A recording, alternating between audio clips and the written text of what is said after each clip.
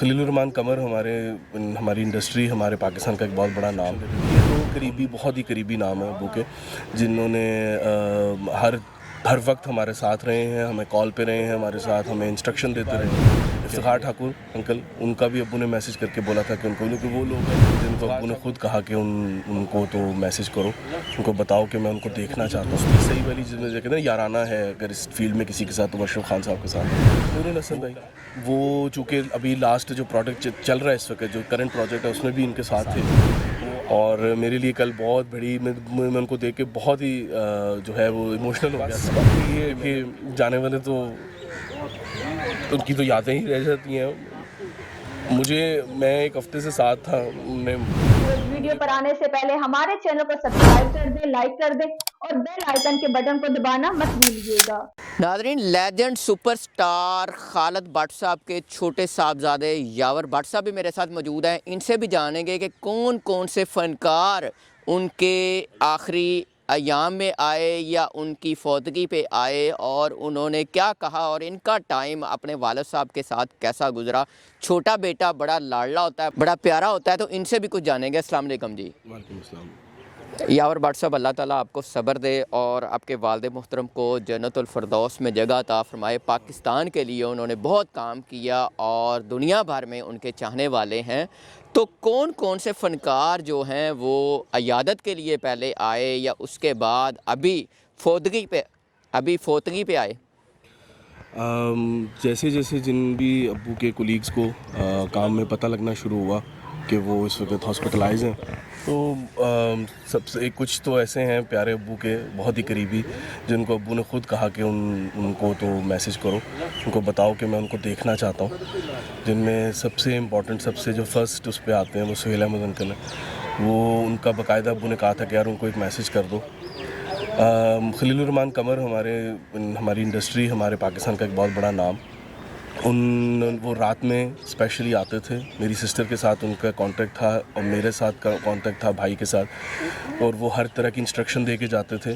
Services hospital में जिन दिनों अब्बू रहे हैं, उसमें भी जब हम लोग जेल रोड पे उमर हॉस्पिटल में शिफ्ट हो गए, उसमें भी आके वो इंस्ट्रक्शन देते थे। ये दो करीबी, बहुत ही करीबी नाम है अब्बू के, जिन्होंने हर वक्त हमारे साथ रहे हैं, हमें कॉल पे रहे हैं, हमारे साथ हमें इंस्ट्रक्शन देते रहे हैं कि अब्बू जान को जो है ना वो पूरी ट्रीटमेंट मिल सके उमर हॉस्पिटल के लिए specially.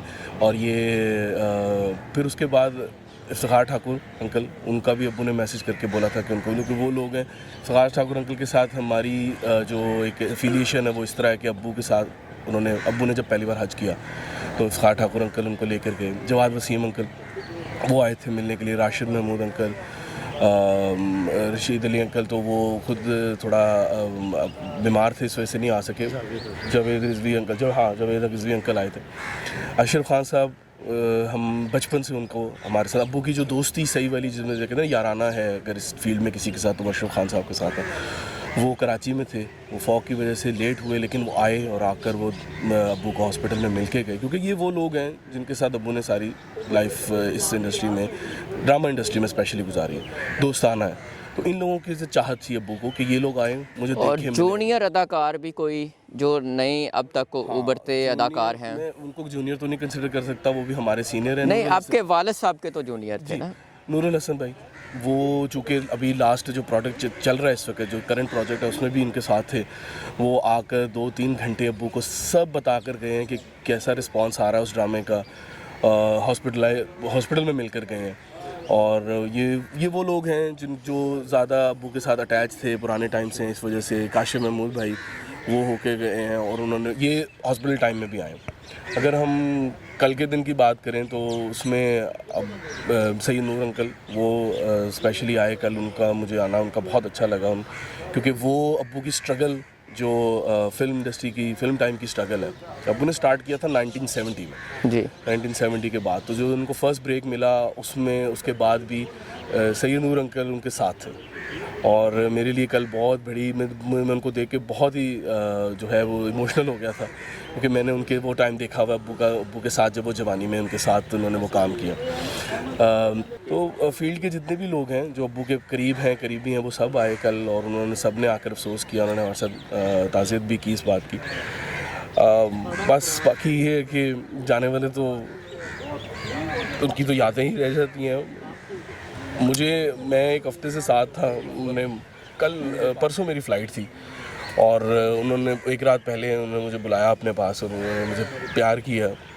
He was not responsive but उन्होंने प्यार किया और मुझे हंसे मेरी तरफ देख के और बार बार यही कह रहे थे कि तुम चले जाओ, तुम्हारे काम का हर्ज हो रहा है। तो मैं फ़्लाइट में था, तो जब पीछे से खबर आ गई, इतला आई कि नहीं है, तो फिर मुझे वापस आना पड़ा।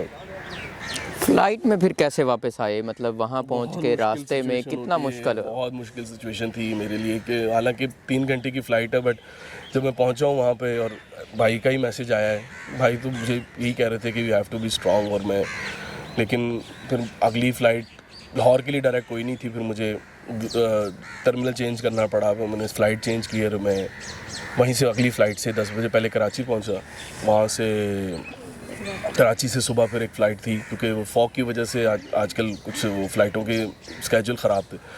मैंने अगली फ़्लाइट ली, तो कल मैं पहुंच तो गया था टाइम से, बट ये है कि मैंने उनके साथ आखिरी टाइम गुजारा जितना मेरे से हो सकता था। हम यही कि अबू यही कहते थे कि यार तुम दोनों एक ही चीज़ हो, अपने एक साथ रहने के और तलकीन थी और अम्मी का ख्याल रखने के लिए, फैमिली का ख्याल रखने के लिए। पर वो हम लोग तीनों जो है ना आपस में एक दोस्त की तरह थे और कभी भी ये बोले ऐसा नहीं था छोटा बड़ा। हम लोगों के कपड़ों के साइज़ सेम, जूतों के साइज़ सेम, हम लोगों ने आपस में शेयर कर। मैंने अभी भी उन्हीं की जैकेट पहनी हुई है, इसीलिए कि मुझे उनकी फीलिंग आती है। और बस यही था हमारे साथ कि उन्होंने मुझे बहुत बचपन से आदत थी उनको कॉपी करने की। मैं हर चीज़ उनकी कॉपी करता था, उनका स्टाइल, उनका अपने आप को स्केड्यूल रखना, अपने आप को ऑर्गेनाइज रखना। आपके वालिद साहब आपके आइडियल थे, तो कभी आपके भी दिल में आया कि मैं भी अदाकारी की तरफ जाऊं?